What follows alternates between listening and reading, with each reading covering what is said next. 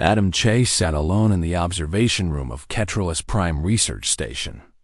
Outside the thick reinforced window, the ice moon stretched endless and white under the pale light of its distant sun. He was the only human on this frozen rock, 3 light years from the nearest colony. This was how he liked it. The silence, the cold, the absence of people asking questions. Out here, Adam could think. Out here, he could work without the politics of the Galactic Council interfering with his research. He had been studying the geological formations of Ketralus Prime for 8 months.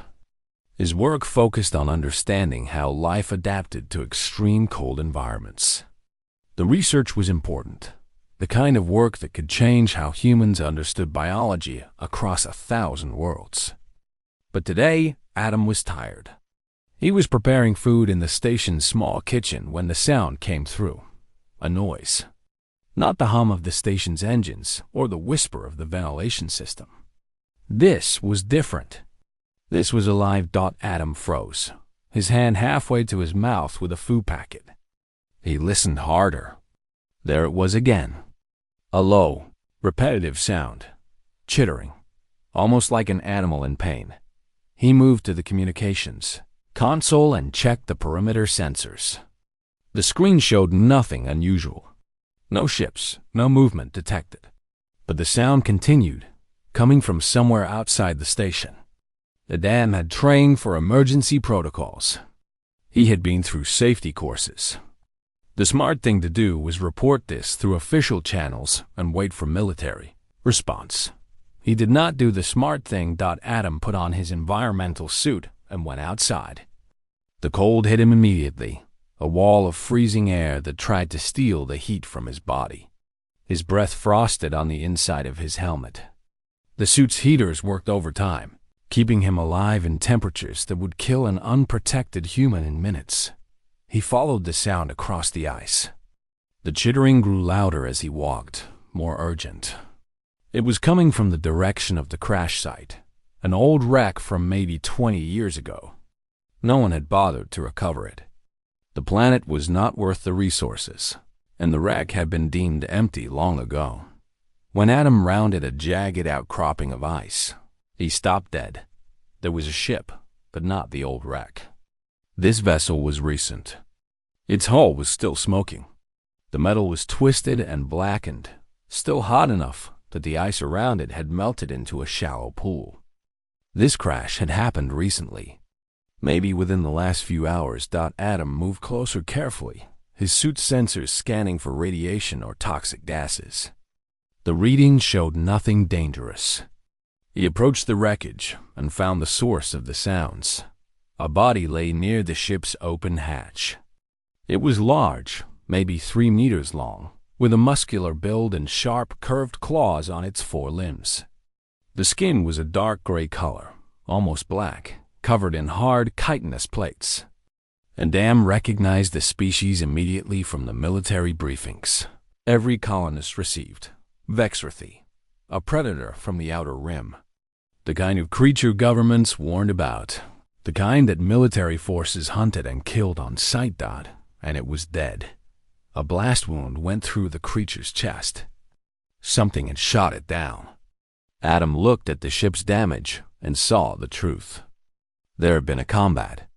This Vexrathi had been in some kind of conflict, and it had lost. The chittering sound came again, louder now, more desperate. Adam's head snapped toward the sound. It was not coming from the dead adult. It was coming from inside the wrecked ship.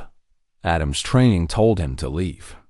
His safety protocols screamed at him to walk away and call for military assistance. But his feet did not obey his training. He moved toward the open hatch and looked inside. What he saw made him forget everything he had learned about protocol. 3 small creatures huddled together in the dark cabin. They were young, maybe a meter long each, with the same gray chitin as the adult, but softer, more flexible. Their movements were frantic, scared. They made more of the chittering sounds, desperate cries that sounded like pain mixed with fear. Vexrathi cubs. 3 of them. Adam climbed into the wreckage carefully, moving slowly so as not to frighten them further. The cubs backed away from him, their small forms trembling. He could see they were injured. One had a gash along its side. Another was limping on its front left limb. The third seemed to be missing patches of chitin across its back. But what struck Adam most was how they looked at him. Their eyes were not the eyes of mindless predators. They were intelligent. They were frightened. They were looking at him as if asking a question he did not know how to answer. Adam reached out slowly, moving his gloved hand forward at the pace of a sleeping insect. The cubs watched him carefully. One of them took a small step backward, but the others stayed where they were. Adam did not try to touch them. Instead, he left his hand open in what he hoped was a peaceful gesture. The smallest of the three cubs moved forward. It was a tiny thing, barely more than a meter long.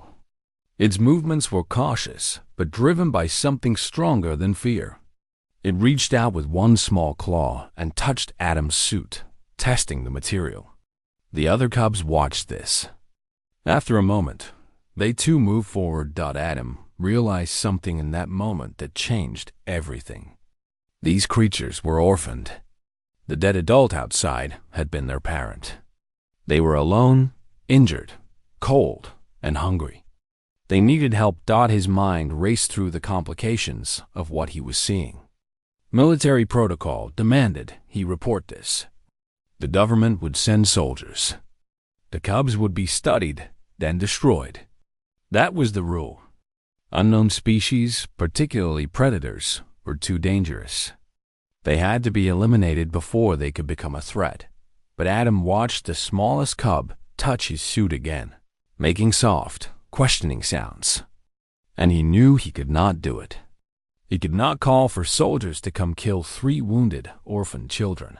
He was not going to report this to anyone. Adam carefully looked around the wreck, searching for anything he could use. He found some kind of container, maybe a food storage unit from the ship. He gathered the 3 cubs as gently as he could and placed them inside the container. They did not resist. They seemed almost relieved to have direction, to have something they could follow. He carried the container out of the wreck and back toward the station, moving as quickly as the ice would allow.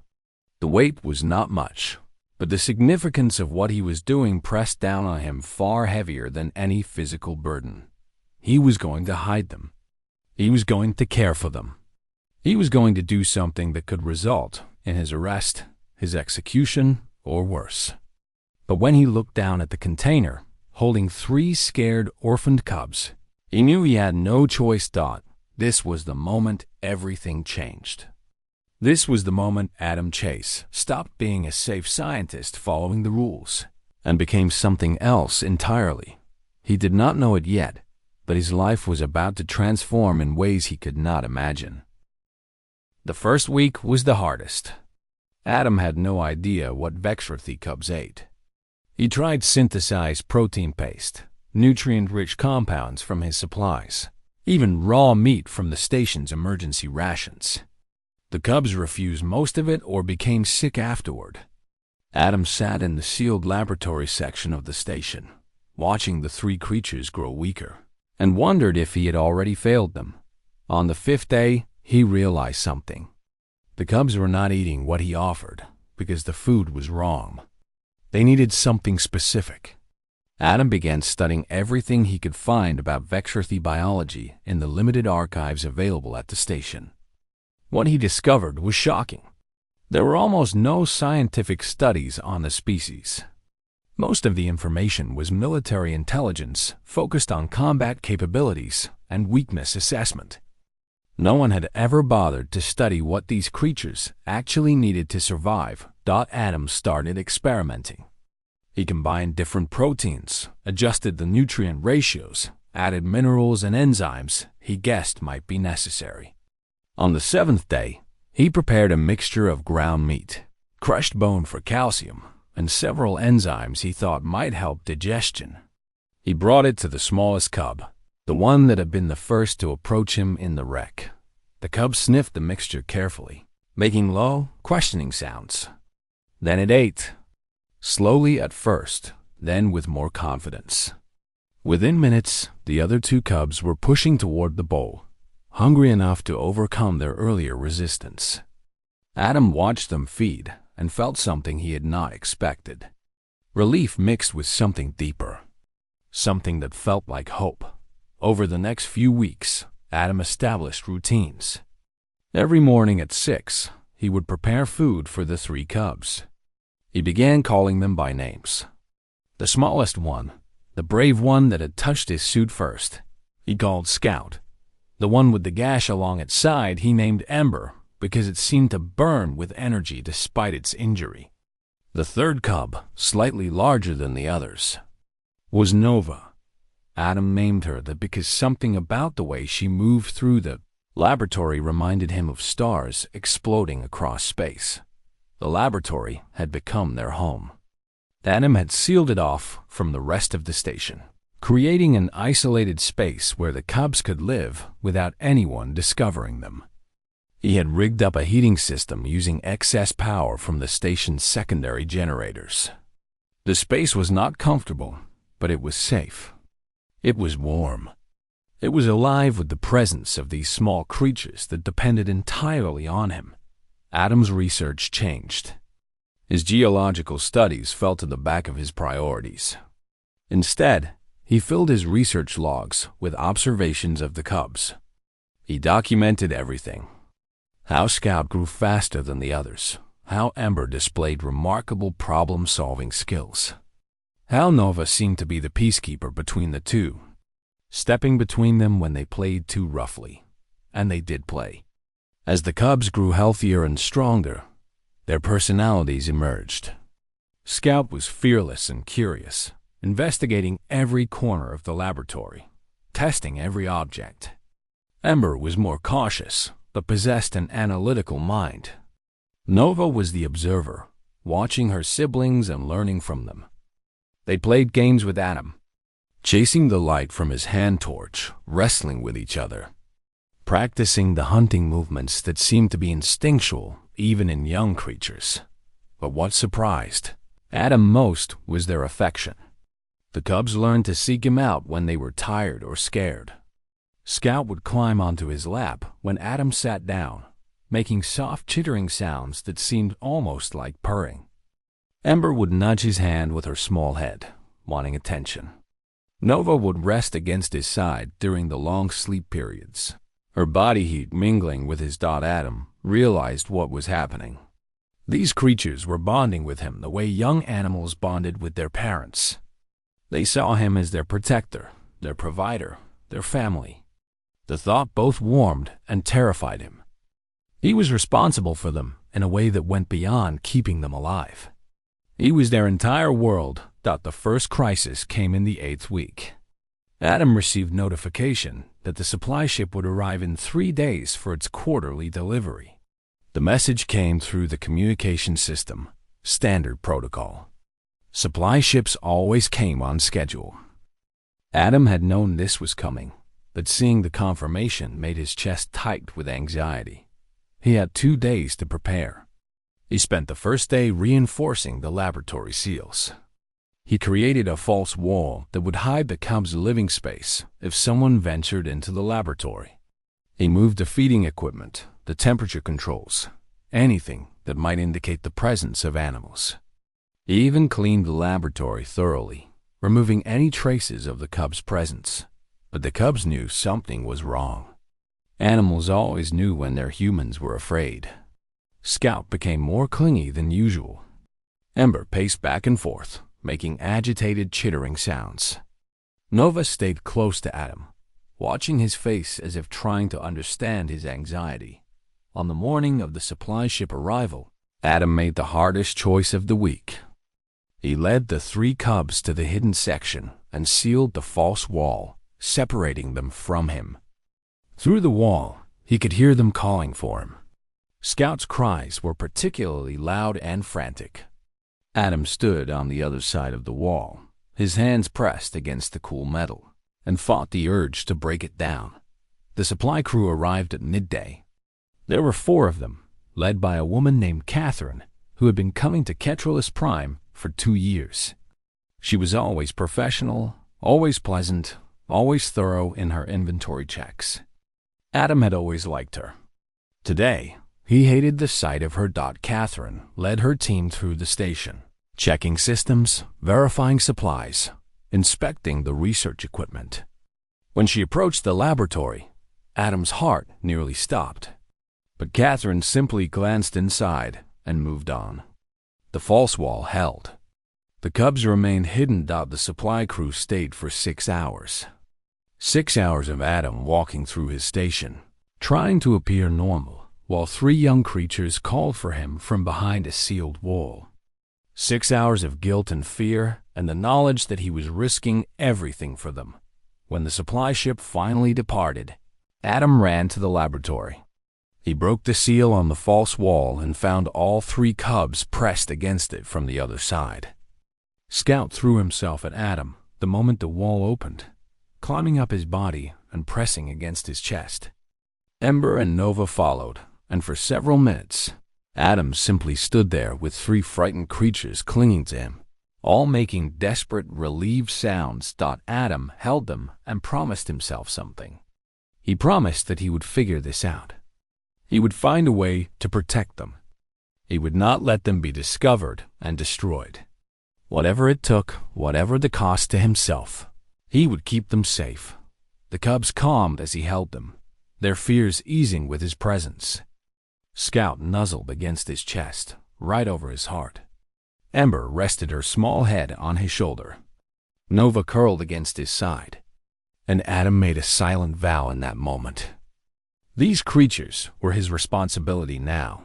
He would see them through whatever came next, no matter how impossible the situation became. It started with a message from the Regional Military Command on day 49. After Adam found the cubs, the message was brief and bureaucratic. Adam's power consumption had exceeded normal parameters for a single researcher. Additionally, his life support system showed unusual energy signatures that did not match typical operation. Military Command was ordering him to submit detailed technical reports explaining the discrepancies. Failure to comply would result in immediate investigation. Adam's hands shook as he read the message. He had been careful about hiding the cubs' existence, but he had not been careful about the power they required. The heating systems for the laboratory consumed significant energy. The environmental controls worked overtime to maintain proper temperature and humidity.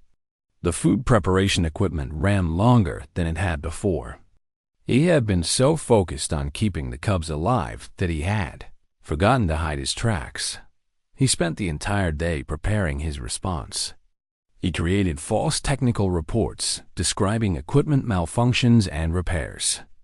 He fabricated maintenance logs that explained the power fluctuations as routine diagnostic testing. He submitted everything through the communication array and tried to convince himself it would be enough. The system flagged his response as insufficient. Military Command requested a physical inspection. Someone would be arriving in the next shipment cycle. Someone would be coming to Ketralus Prime to see for themselves what was happening at his station. Adam had 4 days. He called the 3 cubs to the main area of the station and began a new kind of preparation. He reinforced the laboratory seals even further, creating a space so hidden that it would be nearly impossible to detect without tearing apart the entire section. He moved the cubs and all evidence of their existence into this space. He scrubbed the station clean, removing every trace of their presence. But he could not remove the power signature. The heating system would still run.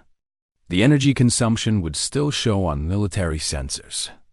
Adam spent a full day trying to reroute the power through different circuits, trying to mask the draw by falsifying other system maintenance reports. None of it was good enough. He was running out of ideas when he heard the ship dock. The arrival was not the regular supply vessel.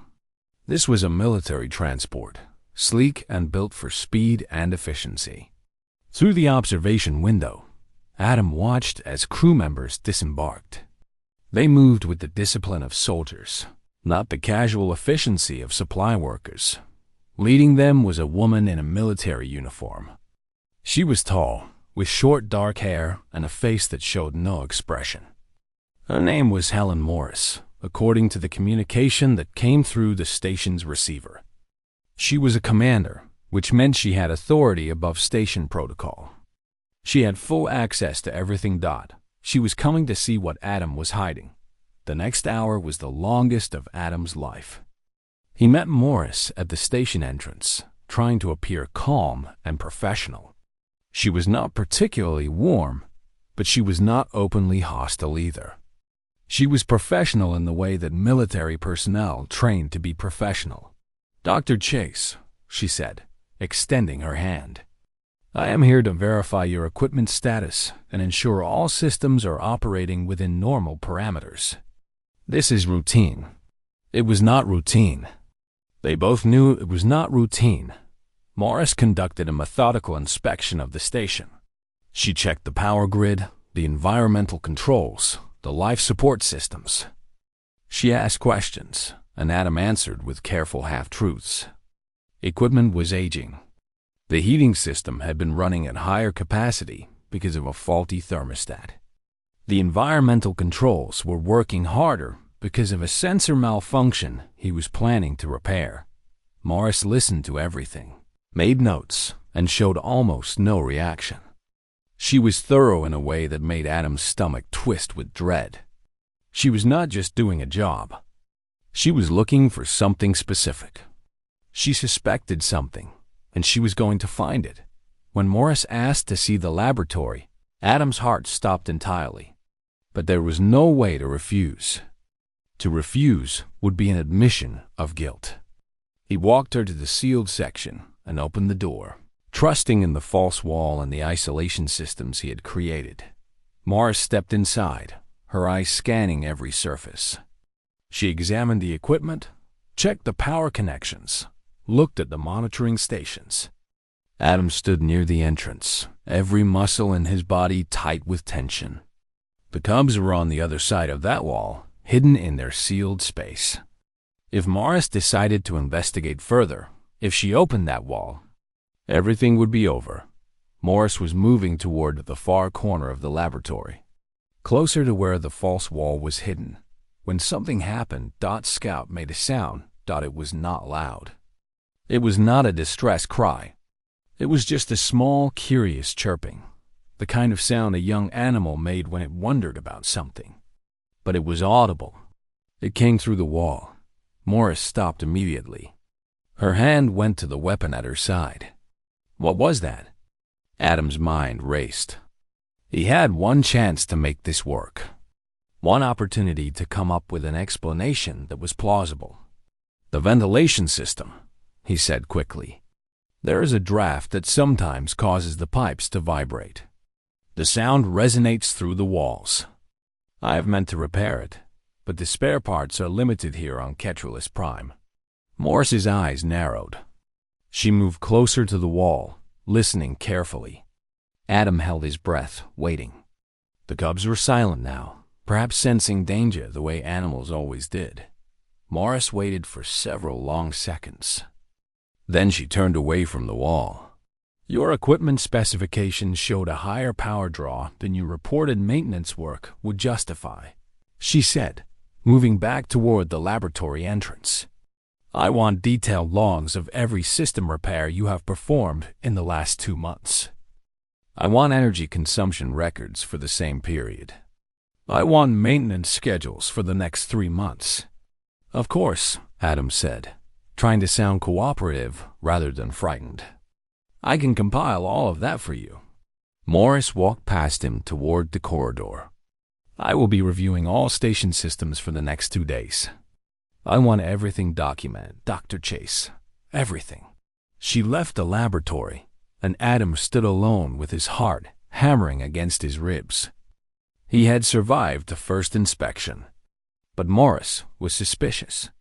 She was going to keep digging. She was going to keep investigating until she found what he was hiding. Adam had 2 days to prepare for the next phase of her inspection. 2 days to come up with a solution. 2 days before this, commander from military control either found the cubs and executed them or ordered Adam's arrest for harboring illegal xenomorphs. He went to the laboratory wall and carefully opened the hidden section. All 3 cubs rushed out, making agitated sounds. Scout ran to him immediately, climbing onto his body and pressing against his chest. Ember made low, distressed chittering sounds. Nova stayed low to the ground, her natural instinct sensing danger, even without understanding what that danger meant. Adam held them and felt the weight of his situation crush down on him. He had tried to keep them safe through secrecy and careful planning. But secrecy was no longer an option. Commander Helen Morris was thorough, and she was relentless. She would find them, and when she did, Adam would have to make a choice between following protocol or saving the creatures that had become his entire reason for living. Adam made his decision at 3 a.m. on the 2nd day of Morris's inspection. He could not run. He could not hide the cubs any longer. Morris would find them. The only variable he could control was how they were found and what happened afterward. He could surrender them himself, or he could force Morris to discover them. One option gave him agency. The other left everything to chance. Adam had spent enough of his life leaving things to chance. He prepared the laboratory carefully. He cleaned the space, made sure the cubs were healthy and calm, and gathered all his research notes and observations. Everything he had learned about them, everything that proved they were intelligent creatures, capable of emotion and reasoning. Everything that showed they were not the monsters military propaganda claimed they were. At 6 a.m. Adam sent a message through the station's communication array. It was addressed to Commander Morris directly. Commander Morris, I must speak with you immediately regarding the laboratory section. There is something you need to see. Something that requires your understanding, not just your military authority. Please meet me in the laboratory in 1 hour. The response came within minutes. Morris agreed, though her message was cold and formal.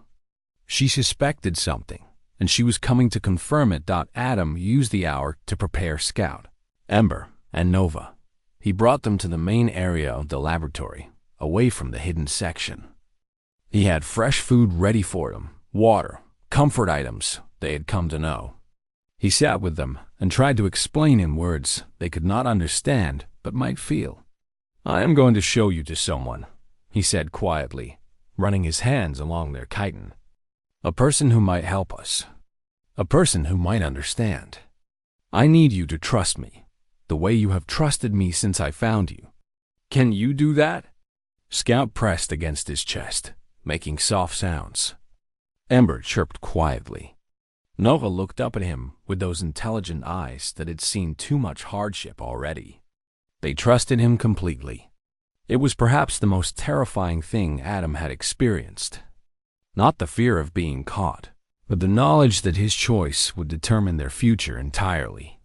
Commander, Morris arrived exactly at the scheduled time. She entered the laboratory with the same formal bearing she had shown during her previous inspection. She was expecting deception. She was expecting Adam to show her some mechanical problem or some explanation for the power drain. She was not expecting what she actually saw. Adam stood aside and let her see them. Scout was the first to move toward Morris. The small cub had become bolder over the weeks, and the presence of a new human seemed to trigger its curiosity. It approached the commander slowly, making questioning sounds. Ember followed, more cautiously. Nova stayed close to Adam, but watched the interaction carefully. Morris's hand moved to her weapon, a reflexive action born from military training. But then she stopped. She watched the cubs move toward her with no sign of aggression, no predatory stalking behavior. She saw them as Adam saw them. Young, intelligent, afraid. Scout reached Morris and did what it had done with Adam weeks ago. It reached out with one small claw and touched her uniform, testing the material, learning about this new creature in its world. "These are Vexrathi cubs," Morris said slowly, her voice showing the first hint of emotion Adam had heard from her. It was shock, mixed with something else. Something that sounded like understanding. "Yes," Adam confirmed. "I found them in a crash wreck 8 weeks ago.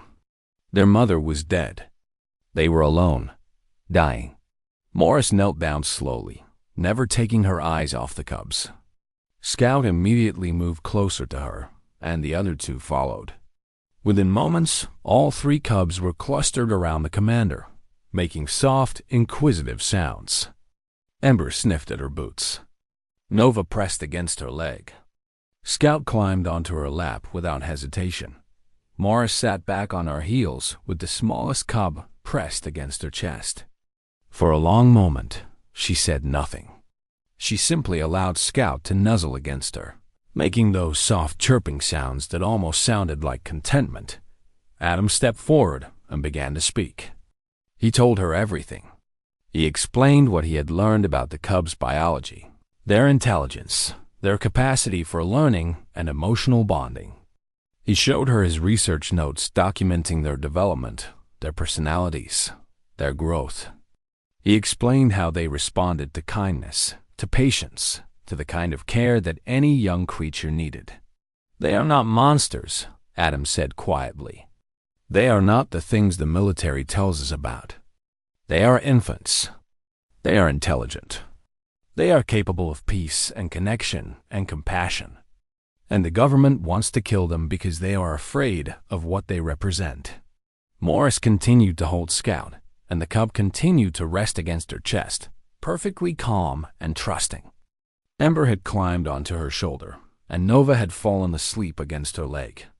For someone meeting these creatures for the first time, they were showing remarkable affection and trust.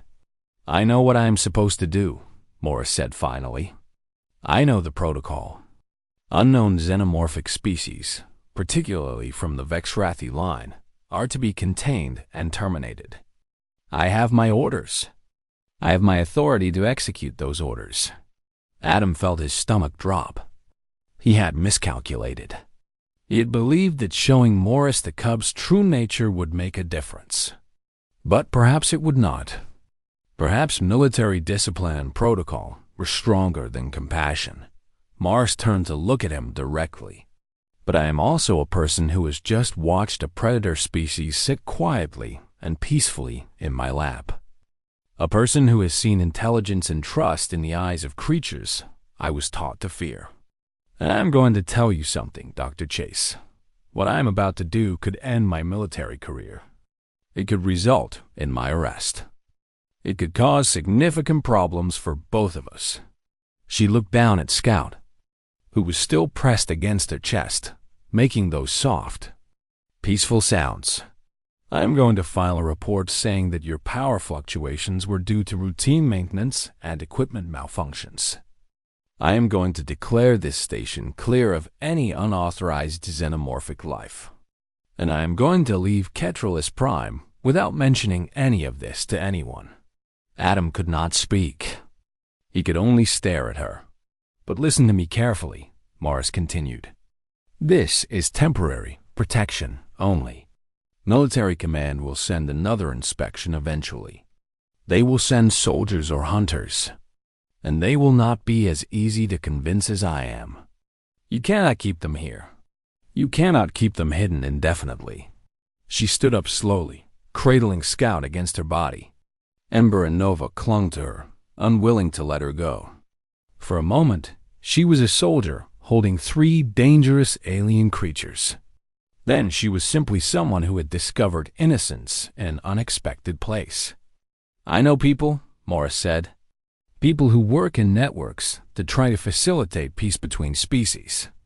People who work against the military establishment to protect life that the government wants destroyed. I can make introductions. I can help you find a way to get these cubs somewhere safe. Somewhere they can grow up without fear of execution." Adam felt something break open inside his chest. Not from fear anymore, but from hope. "You would do that? After everything you are supposed to believe about them?" Morris looked down at Scout, who was looking back at her with those intelligent eyes. "Sometimes," Morris said quietly, "the most important thing a person can do is choose what is right over what they are told to do. These cubs are innocent. That matters more than protocol." She handed Scout back to Adam carefully. The cub immediately clung to him, chirping with relief to be back with its human. Ember and Nova moved to him as well, all three of them seeking comfort and security in his arms. Morris held out her hand, and Adam took it. They made an agreement in that moment. A promise. A conspiracy of kindness against an empire of fear. Morris would protect them for now. And together, they would find a way to save these innocent creatures from a fate they did not deserve.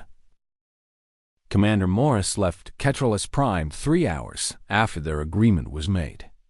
Her military transport carried her back to the main station orbiting the planet, back to the world of bureaucracy and military hierarchy and the lies that kept the galaxy divided by fear. But before she left, she gave Adam something more valuable than her false report. She gave him a data chip with encrypted contact information for 3 people. Scientists, activists, individuals who worked in the shadows to protect species that governments wanted destroyed. She told him that these people represented a network that stretched across multiple star systems, and that they had both the resources and the inclination to help save Vixrathi cubs from military execution. "Contact them when you're ready," Morris had said. "They will help you.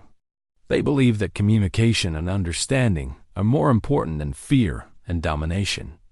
After she left, Adam stood in the observation room watching the military transport disappear into the stars. He knew what Morris had done for them. She had risked her career, her freedom, perhaps her life, to give them a chance. The false report she had filed would probably not hold up to serious investigation, but it would buy them time. A few weeks at least. Perhaps a few months if they were fortunate. The cubs did not understand what had happened. Scout, Ember, and Nova simply knew that Adam was still alive, still present, still theirs. They had recovered from the stress of Morris's inspection quickly, the way young creatures always did. By that evening, they were playing their games again, chasing lights and wrestling with each other while Adam watched them with a mixture of joy and anxiety.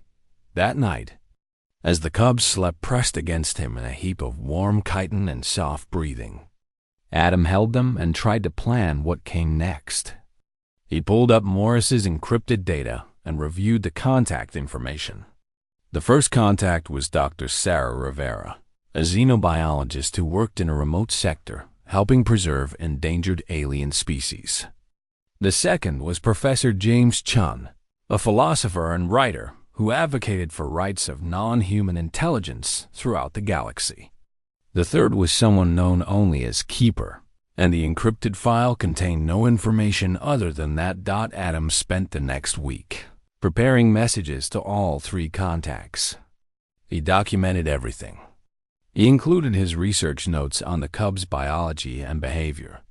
He included video files showing Scout's problem-solving abilities, Ember's social interactions, Nova's empathetic responses. He included his own testimony about how these creatures had responded to kindness with trust and affection. The messages were detailed and professional and desperately honest. Adam did not beg. He did not cry for help. He simply presented the facts and asked for assistance in relocating 3 orphaned alien creatures to somewhere safe. The first response came from Dr. Rivera. It was brief, but clear. "Your research is legitimate. The cubs are intelligent. I can help. Stand by for further contact." Professor Chun responded within hours. His message was longer, more philosophical. He wrote about the nature of intelligence and consciousness, about how humanity had so often condemned other species based on fear rather than understanding. He wrote about the moral imperative to protect innocent life when the power to destroy it existed. He wrote that he would help, and that Adam's action in caring for these creatures despite the risk was exactly the kind of humanity the galaxy needed more of. Keeper's response was different. It contained only coordinates and a message. When you are ready to move them, we will be waiting. Over the next 2 weeks, Adam prepared the cubs for their journey. He knew it would come eventually. He could not keep them on Ketralus Prime indefinitely. The station was not truly a sanctuary. It was a temporary refuge that would not remain hidden forever. Eventually, another inspection would come. Eventually, someone less sympathetic than Morris would arrive and discover what he was hiding. But before they had to leave, Adam wanted to give the cubs something. Memories. Experiences beyond the walls of the laboratory and the station. He brought them outside, protected in environmental suits that had been modified to fit their forms. For the first time, they felt the direct sun of Ketralus Prime on their skin. They saw the ice fields extending across the horizon. They experienced the reality of a world beyond containment. Scout explored with characteristic fearlessness, running across the ice, testing its strength, discovering the way sound echoed across the frozen surface. Ember approached exploration with methodical precision, understanding the environment through careful observation and testing. Nova moved between her siblings, keeping them connected, ensuring none of them strayed too far into danger. Adam watched them and understood something important. These were not tame animals that had been domesticated by his care. They were wild creatures, intelligent and capable of independence. They had bonded with him, but they were not defined by that bond. They were their own beings, complete and whole even in their youth, and they deserved a chance to grow into what they would become. The message came on. Day 38. A simple encrypted transmission from Dr. Rivera. A transport will arrive at coordinates below in 6 days. Bring them. Bring everything you have documented. We will take it from there. The coordinates were to a small moon in an adjacent system, far from any major military presence, far from the bureaucratic structure that classified young Bexrathi as threats that needed to be eliminated. Adam spent the next 6 days with the cubs doing the things they had always done. Playing, feeding them, watching them sleep, teaching them as much as they could learn. Scout had become fascinated by the station's communication systems and had learned to make patterns with the indicator lights. Ember had figured out how to manipulate simple mechanical systems and seemed to understand cause and effect on a deep level. Nova had become a comfort to Adam himself, seeming to sense his moods and emotions, pressing against him when he felt afraid or uncertain. On the final night before the transport arrived, Adam brought all 3 cubs to the main observation room. They sat together watching the stars, the same stars that Scout, Ember, and Nova had seen from their crashed ship before their mother was killed. The same stars that had witnessed their fear and their suffering. "You have given me something," Adam said to them, not knowing if they could understand his words, but hoping they might understand his meaning. "You have shown me that courage is not about being strong enough to destroy. It is about being brave enough to protect. You have taught me that intelligence is not measured by violence or power. It is measured by the ability to connect, to trust, to love creatures that are different from yourself." Scout climbed onto his lap and nuzzled against his chest, right over his heart, the way the cub had learned to do from the very beginning. Ember rested her head on his shoulder. Nova curled against his side, the same way they had rested during those early days when they were learning to survive. "I cannot keep you," Adam continued quietly. "It would be wrong to keep you. You belong to the wider galaxy, not to this station or to me. But I will never forget you. I will never forget what you taught me about what it means to be human." They slept like that through the night. All 3 cubs pressed against Adam, all of them finding comfort in the simple fact of being together. The transport arrived the next morning. It was smaller than Adam expected. designed to move through space without drawing attention. Dr. Rivera herself descended from the ship. A woman in her 60s with kind eyes and hands that showed the calluses of someone who worked with her mind and her body both. "They are beautiful," she said when she first saw Scout, Ember, and Nova. "They are family," Adam replied. Getting the cubs onto the transport was harder than Adam expected.